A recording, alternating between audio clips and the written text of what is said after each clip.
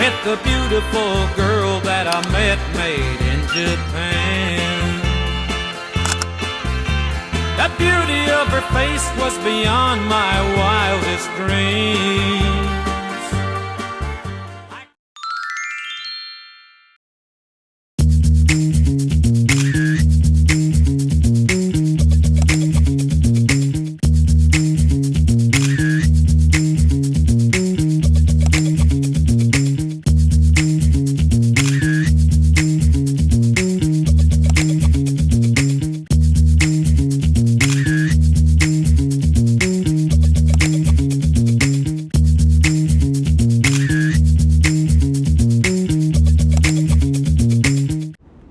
SM Agama merupakan salah satu sekolah menengah atas dengan lingkungan belajar yang aktif dan beragam.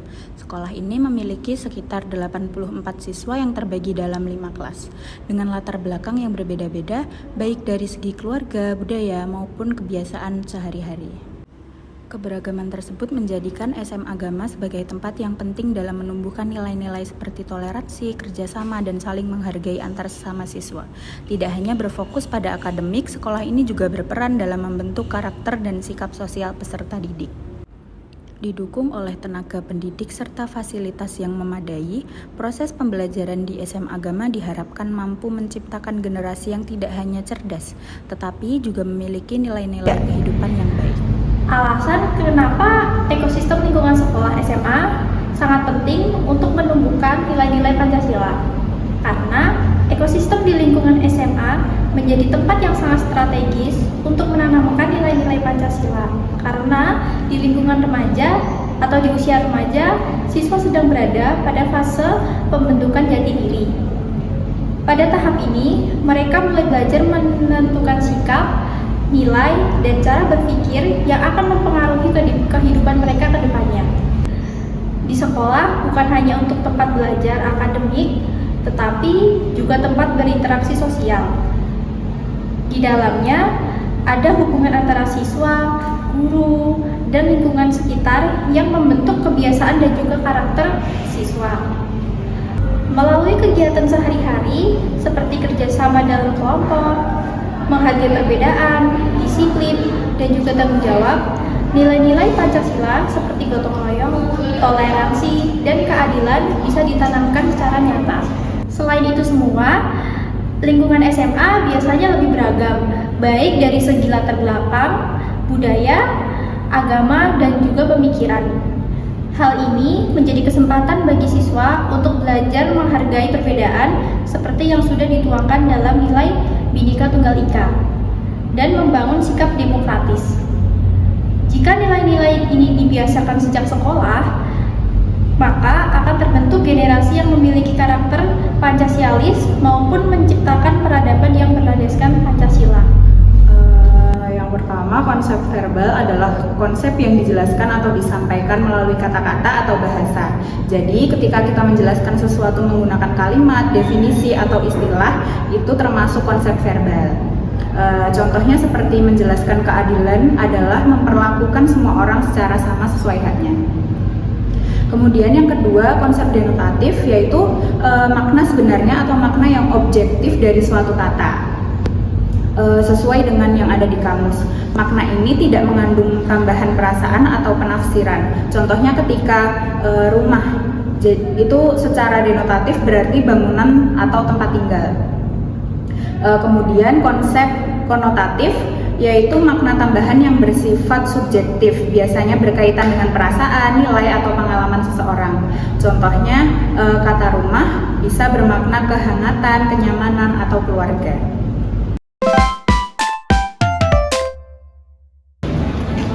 Saya izin mewawancarai terkait nilai-nilai Pancasila di SMA Agama.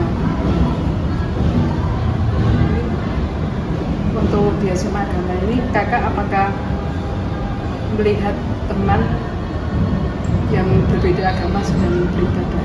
Pernah melihat? Oke, untuk dari ini jawaban saya, dari SMA Agama itu kita memiliki 3 agama, yaitu ada terdapat Islam, Katolik, dan Kristen. Dan setiap agama itu biasanya dipersilahkan untuk melakukan aktivitas beribadah. Jadi misal agama Islam nih jam 12 waktunya untuk sholat zuhur. Biasanya teman-teman yang lain yang non Islam kayak Kristen Katolik mereka juga mengingatkan ini udah jam 12 kamu jangan lupa sholat gitu. Jadi kayak ya saling toleransi gitu. Toleransinya sangat kuat kalau di SMA. Ada 3 agama dan sudah ya, toleransi tinggi, saling mengingatkan junjung tinggi. Kalau di sekolah kan ini kalau saat pelajaran agama kayak gitu gimana? Untuk pelajaran agama biasanya kita dibagi-bagi ya. Semisal di kelas saya kan juga ada 3 agama nih, Islam, Kristen, dan Katolik.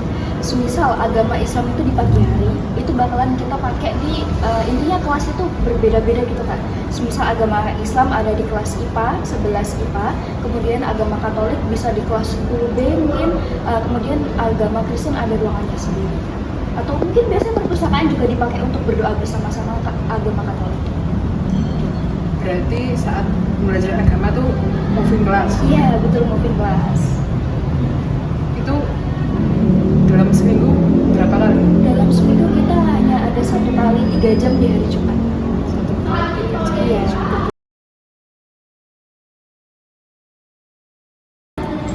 Jika misal terjadi kasus perundungan atau pelanggaran SARA di sekolah, prosedur apa atau sanksi apa yang dapat sekolah dapatkan? Ya, yang pertama, ya kebetulan di sini belum pernah ada untuk itu perundungan seperti itu SARA ya, belum pernah ada.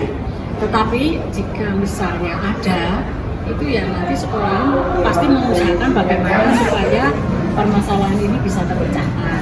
Yang pertama, kedua anak tersebut dipanggil dulu. Apa atau masalahnya, kok bisa berselisih misalnya ya. Kalau masih bisa diajak berunding ya sudah damai di situ, oke nggak apa-apa. Tapi kalau masih seperti itu lagi, orang tuanya kita panggil dulu. Ini bapak ibu, ini putrinya berselisih karena masalah ini. Nanti solusinya kan orang tua sudah lain lagi ya. Itu biasanya lebih bisa mengendalikan anaknya biasanya. Tapi kadang-kadang anaknya yang tidak bisa ini ya, kalau sudah ditinggal orang tuanya ya udah seperti itu. Nah, itu apa pemecahan yang pertama di situ. Jadi diajak berunding dulu. Dia dipanggil orang tua. Untuk sanksinya itu misal berbuat seperti itu ya, kalau sanksinya paling biasanya skorsing biasanya. Tapi diusahakan tidak sampai skorsing. Nah, karena sementara ini belum pernah ada yang seperti itu, jadi di SMA karena alhamdulillah nggak belum pernah. Jadi ya saya hanya berandai-andai ya, kalau nanti skorsing apa, sanksinya seperti apa ya, kemungkinan seperti itu.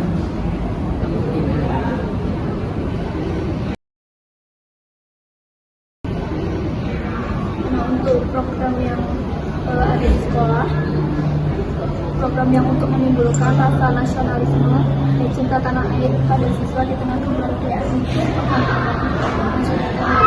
Nasionalisme ya, nasionalisme itu pertama setiap hari Senin upacara, jelas ya. Upacara ini bergiliran antara kelas 10, 11, 12 yang menjadi petugas. Itu yang pertama. Yang kedua, memperingati hari-hari besar nasional. Seperti besok pagi itu ada acara untuk memperingati hari Kartini. Kita mengadakan lomba-lomba. Kemudian namanya kegiatan sosial gitu. Nah, untuk kalau hari-hari besar seperti 17 Agustus itu selain upacara nanti kita juga ada keluar, biasanya berjalan sambil membawa bendera gitu, keliling. Ini UNJ sini kok cuma sini aja. Nah, seperti itu, jadi ada kegiatan biasanya. Selanjutnya untuk pemilihan ketua kelas maupun ketua OSIS itu pilihnya musyawarah atau voting? Untuk itu kita dipilihnya musyawarah ada, voting juga ada. Kebetulan minggu kemarin, tepatnya pada hari Jumat, kita baru selesai menyelesaikan itu untuk voting dari OSIS, dan kebetulan saya terpilih jadi ketua OSISnya. Alhamdulillah. Ya, itu kita dari hasil voting bersama-sama dari kelas 10, 11, 12 dilakukan secara adil, ada pemungutan voting, ada kayak hitung-hitung ulang, dan semuanya ya sama sendiri gitu. Nggak ada yang saling membeda-bedakan dan semuanya terima. Kakak ini udah keluar hasilnya? Sudah. Hasilnya menang saya. Alhamdulillah, selamat. Iya, terima kasih. Bahagia. Iya. Ketosnya sekarang. Iya, betul.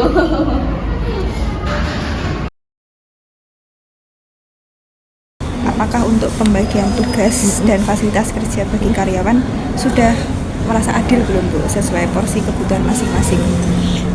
Sebenarnya kalau mengikuti tupoksi ya, karena kita kan hanya tinggal berdua, sebenarnya jadi merangkap-rangkap gitu, karena kayak kita jadi kadang mengurusi UKS, kadang perpustakaan, terus kadang-kadang jadi masalah kebersihan juga, karena kan OP tidak setiap hari di sini.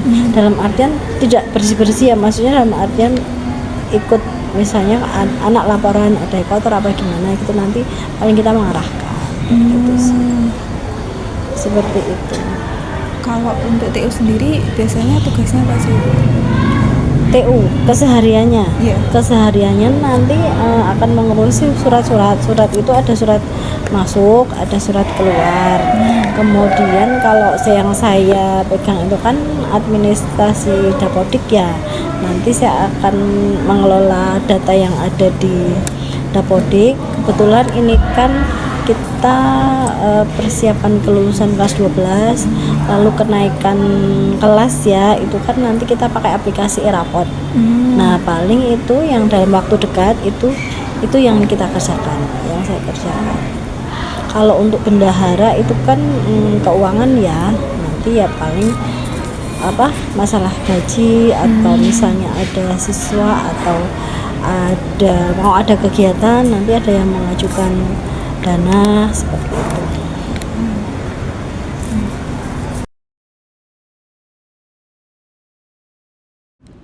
Di lingkungan sekolah menengah atas saat ini, salah satu masalah yang cukup mendesak adalah meningkatnya kecanduan gadget pada siswa. Fenomena ini terlihat dari kebiasaan siswa yang sering menggunakan handphone saat proses pembelajaran berlangsung. Tidak sedikit dari mereka yang lebih fokus pada media sosial dibandingkan memperhatikan penjelasan guru di dalam kelas. Akibatnya, konsentrasi belajar pun menurun, interaksi sosial antara teman menjadi berkurang, dan prestasi akademik pun ikut terdampak. Jika ditinjau dari nilai dasar, perilaku ini bertentangan dengan nilai-nilai Pancasila, khususnya sila kedua, yaitu kemanusiaan yang adil dan beradab. Siswa seharusnya mampu mengendalikan diri serta menunjukkan sikap yang menghargai proses pembelajaran. Selain itu, sila kelima tentang keadilan sosial juga relevan, karena setiap siswa berhak mendapatkan suasana belajar yang kondusif tanpa gangguan. Pada tingkat nilai instrumental, sekolah sebenarnya memiliki aturan yang jelas, seperti tertib yang melarang penggunaan handphone saat pembelajaran berlangsung. Guru juga berperan dalam mengelola kelas, misalnya dengan meminta siswa agar menyimpan atau mengumpulkan gadget selama pembelajaran. Selain itu, beberapa sekolah mulai menerapkan program literasi digital untuk mengedukasi siswa tentang penggunaan teknologi secara bijak. Namun, dalam praktiknya, penerapan aturan ini masih perlu ditingkatkan lagi. Siswa diharapkan memiliki kesadaran untuk tidak menggunakan gadget saat pembelajaran, sementara guru dapat menciptakan pembelajaran yang lebih interaktif agar siswa tetap bisa fokus. Peran orang tua juga sangat penting dalam mengawasi penggunaan gadget di rumah. Dengan memahami dan juga menerapkan nilai dasar, instrumental, dan praktiknya secara seimbang, diharapkan masalah kecanduan gadget di lingkungan sekolah dapat diatasi secara bertahap, sehingga tercipta suasana belajar yang lebih efektif dan juga berkualitas.